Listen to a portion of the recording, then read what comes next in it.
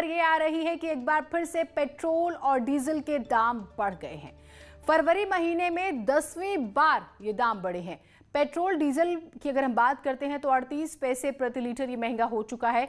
लखनऊ में पेट्रोल 87 रुपए 87 पैसे प्रति लीटर है, डीजल 80 रुपए 7 पैसे प्रति लीटर है। 1 जनवरी के बाद पेट्रोल 6 रुपए महंगा हो चुका है। सिर्फ फरवरी में 10 बार रेट बढ़े हैं। आप देखते होंगे हर जगह सोशल मीडिया पर, आम बोलचाल में भी लोग पेट्रोल डीजल के बढ़ते दामों से परेशान होने की बातें करते हैं। एक बार फिर से आप देखिए कि पेट्रोल और डीजल के दाम बढ़े, और जब डीजल खास तौर से महंगा होता है तो क्योंकि आप देखते हैं कि बड़ी जो मालगाड़ियां होती हैं जिससे आपकी रोजमर्रा की चीज़ों की ढुलाई होती है, तो यानी कि सीधा असर आपकी रसोई पर पड़ता है। जब आपके घर में जो चीज़ें पहुंचती हैं, बड़ी गाड़ियां जो है वो डीजल के सहारे चलती हैं, डीजल से, और उस लिहाज से आप पर सीधा असर पड़ता है इसका। पेट्रोल की बात करें, अगर आपके पास गाड़ी है तो हर दिन आपको जो है कुछ एक पैसे बढ़े हुए चुकाने पड़ते हैं। तो अब ये बड़ी खबर आ रही है कि एक बार फिर से पेट्रोल और डीजल के दामों में इजाफा हुआ है।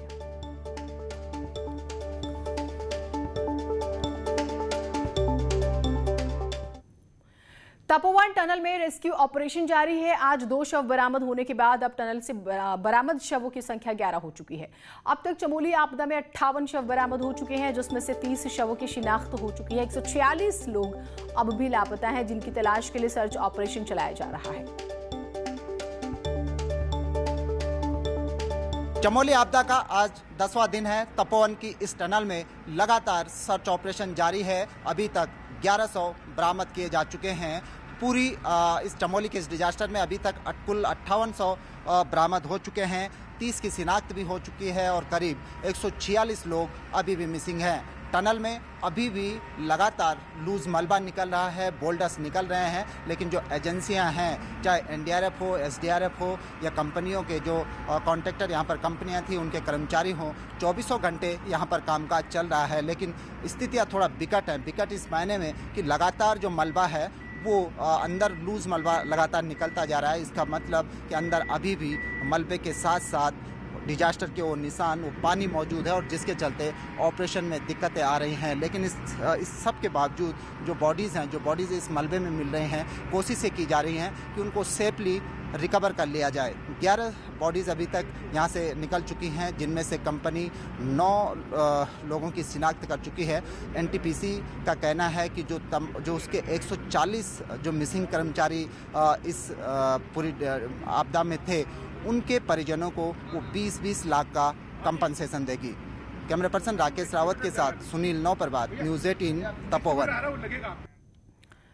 आज महाराजा सुहेलदेव की जयंती है। प्रधानमंत्री नरेंद्र मोदी श्रावस्ती के महान योद्धा राजा सुहेलदेव की प्रतिमा के निर्माण समेत स्मारक का वीडियो कॉन्फ्रेंस के जरिए आज बसंत पंचमी के दिन शिलान्यास करेंगे। रिपोर्ट। मुख्यमंत्री योगी आदित्यनाथ आज बहराइच दौरे पर जा रहे हैं, जहां वे महाराजा सुहेलदेव स्मारक का भूमि पूजन करेंगे। सीएम योगी आदित्यनाथ चित्तौरा में महाराजा सुहेलदेव स्मारक के भूमि पूजन और शिलान्यास के कार्यक्रम में भाग लेंगे। सीएम योगी आदित्यनाथ आज सुबह 10 बजे सुहेलदेव स्मारक पहुंचेंगे। इसके बाद करीब 11 बजे प्रधानमंत्री नरेंद्र मोदी इस कार्यक्रम का हिस्सा बनने के लिए वर्चुअल माध्यम से जुड़ेंगे। प्रधानमंत्री नरेंद्र मोदी राजा सुहेलदेव की प्रतिमा का वीडियो कॉन्फ्रेंसिंग के जरिए शिलान्यास करेंगे। आपको बता दें कि महाराजा सुहेलदेव संत बालार्क ऋषि के शिष्य थे और सन 1033 में चित्तौरा का युद्ध लड़ा था, जिसमें उन्होंने विदेशी आक्रमणकारी सैयद सलार गाजी को मार गिराया था। सैयद सलार गाजी महमूद गजनवी का भांजा था। महाराजा सुहेलदेव थारू बंजारा समेत कई जनजातियों की अगुवाई करते थे। लोकगीतों में सुहेलदेव की गाथाएं आज भी गाई जाती हैं। बीजेपी की रणनीति का सीधा असर ओम प्रकाश राजभर की भाजपा पर होगा। बीजेपी पूर्वांचल में राजभर वोट बैंकों पर अपनी पकड़ बनाने की कोशिश करेगी, साथ ही पासी वोट बैंकों को भी अपने साथ मिलाने की कोशिश करेगी। Bureau report, news 18। मुख्यमंत्री योगी आदित्यनाथ ने ट्वीट करके लिखा है कि भारतीय स्वाभिमान, संस्कृति और शाश्वत सनातन मूल्यों की रक्षा के लिए आजीवन संघर्ष करने वाले महान शासक, राष्ट्र रक्षक महाराजा सुहेलदेव जी को उनकी जयंती पर कोटि कोटि श्रद्धांजलि। आपका पराक्रम और संघर्ष हमें राष्ट्र आराधना के लिए प्रेरित करता रहेगा।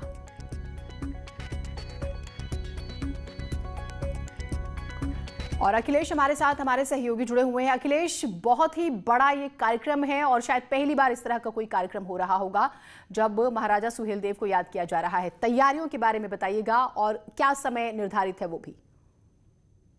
जीनत, मैं बता दूं, अभी थोड़ी देर बाद उत्तर प्रदेश के मुखिया योगी आदित्यनाथ 10 बजे बहराइच पहुंचेंगे और ये बहुत, आपने जैसा कहा कि बहुत बड़ा कार्यक्रम है।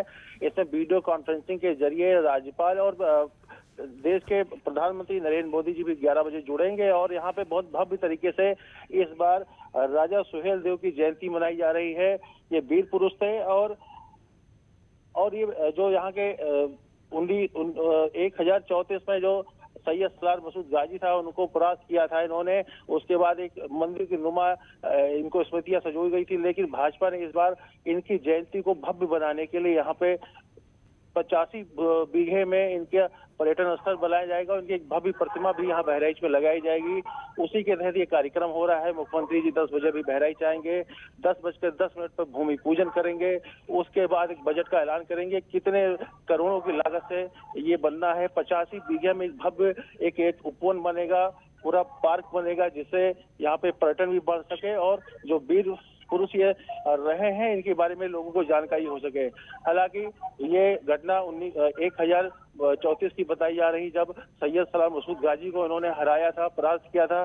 जो लुटेरे थे विदेशी, तो बहराइच में इन्होंने आक्रमण किया था। उसके बाद इनका सिर्फ एक मंदिर नुमा था। उसके बाद इनको किसी सरकार ने तवज्जो नहीं दिया, लेकिन भाजपा सरकार आने के बाद इनको तवज्जो मिला है और इनको बिल्कुल। अखिलेश, अवध और मैदानी जब हम इलाकों का जिक्र करते हैं वहां पर इन्हें बहुत माना जाता है। पिछले दिनों डाक टिकट भी जारी हुआ था। जैसे एक चीज बस बताइएगा कि लोगों में किस तरह का उत्साह है?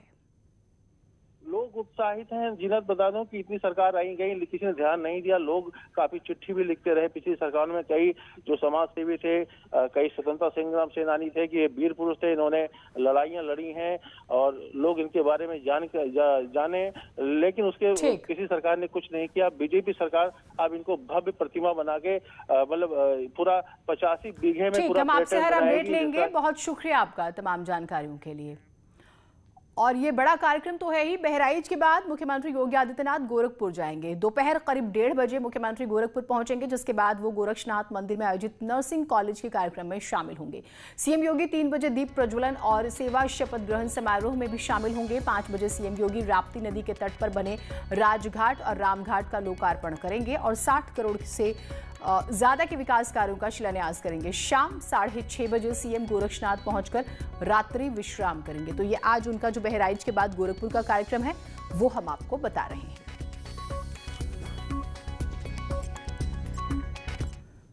बसंत पंचमी के मौके पर अयोध्या में रामलला को खादी सिल्क से बने डिजाइनर अंग वस्त्र पहनाए जाएंगे।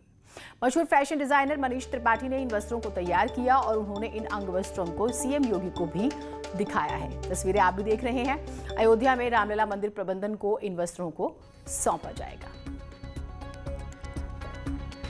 तो एक्सक्लूसिव तस्वीरें न्यूज़ 18 की स्क्रीन पर प्रभु श्री राम को देखिए, डिजाइनर वस्त्र उनके लिए रेडी हुए हैं और आप देख भी पा रहे हैं बेहद ही खूबसूरत रंग और काफी करीने से इसे तैयार किया गया है।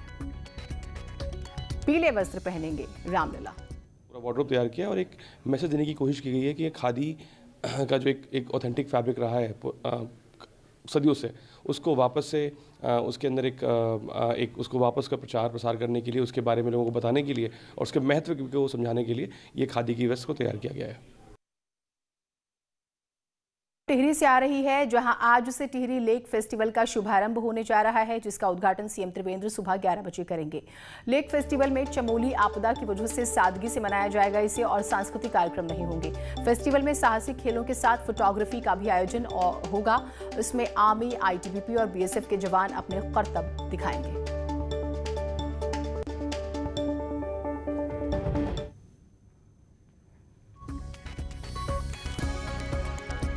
आज पूरे देश में बसंत पंचमी मनाई जा रही है। ऐसे में वाराणसी के घाटों पर लोग आस्था की डुबकी लगा रहे हैं।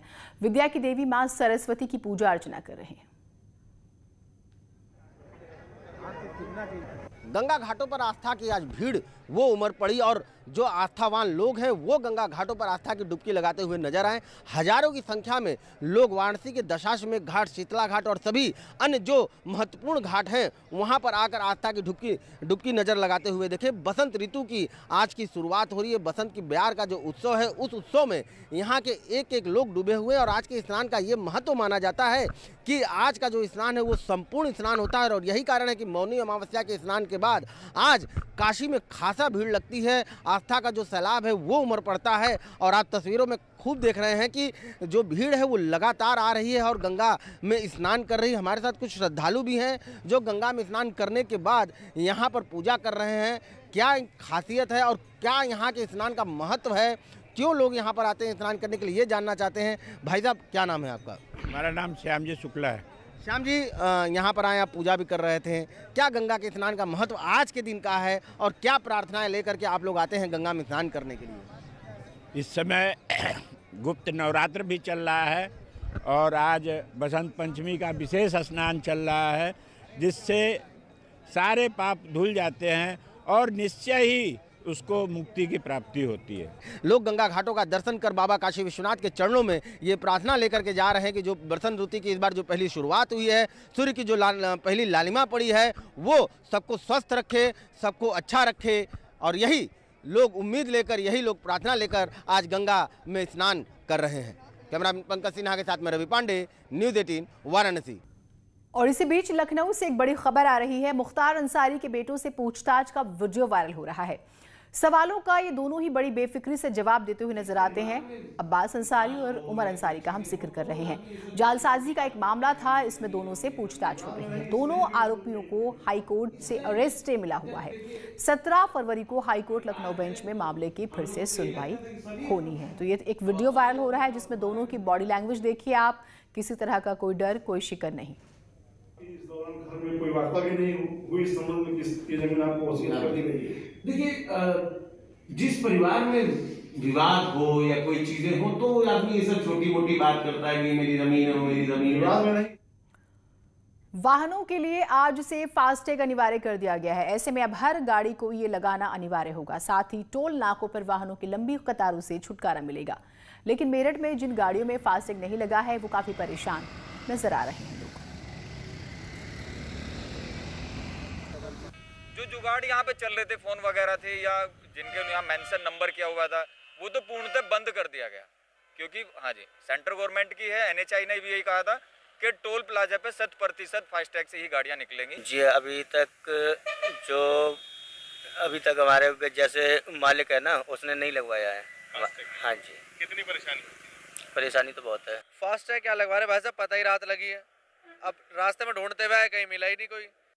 देश भर के टोल प्लाजा पर आज से फास्टैग अनिवार्य कर दिया गया है। हम खड़े हैं मेरठ के दिल्ली देहरादून हाईवे पर, जहां सिवाया टोल प्लाजा है, यहां पर फास्टैग अनिवार्य कर दिया गया है। और अब ये माना जा रहा है कि फास्टैग अनिवार्य होने के बाद जो जुगाड़ तंत्र है वो खत्म हो जाएगा। जो लोग दबाव बनाते थे टोल प्लाजा के कर्मचारियों पर कि उन्हें फ्री निकलने दिया जाए या कम पैसे निकलने दिया जाए, तो उनका अब जुगाड़ तंत्र खत्म हो जाएगा, जिसके चलते अब इन टोल प्लाजा पर वाहनों की लंबी लंबी कतारें भी नहीं लगेंगी। आज से ही ये अनिवार्य रूप से शुरू कर दिया गया है। और जिस तरीके से हमने यहाँ तस्वीरें देखी तो उससे साफ है कि जो लोग कैश देना चाहते हैं आज भी, तो उन्हें जुर्माने की भी राशि देनी पड़ रही है।